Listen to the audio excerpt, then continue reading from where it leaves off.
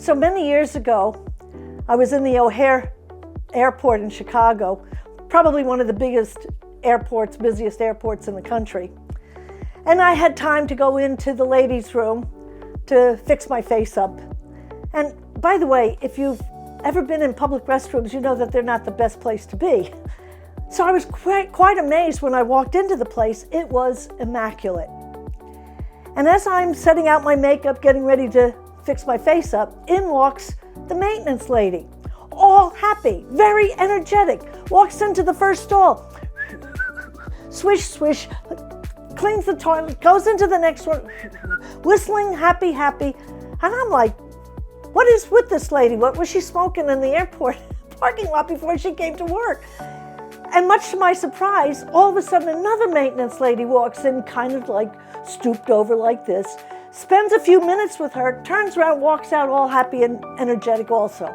Now I'm really curious. So I stopped the woman and I said to her, excuse me, do you mind if I ask you a question? She says, no, go right ahead. I said, I'm very curious about something. You seem to be very happy doing what frankly wouldn't show up on the top 100 things I would want to do in my life.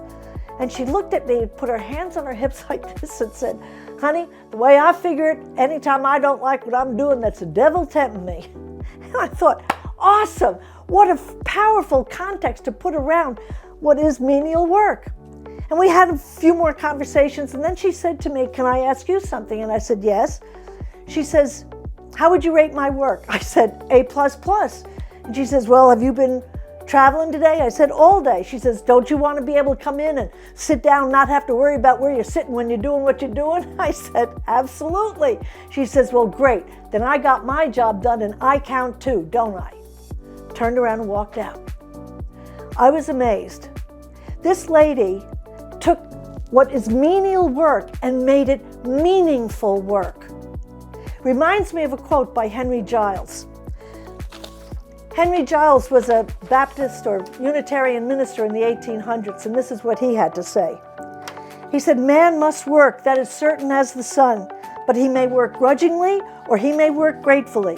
He may work as a man or he may work as a machine. There is no work so rude that he may not exalt it, no work so impassive that he may not breathe a soul into it, no work so dull that he may not enliven it. It's up to you to bring joy to your work.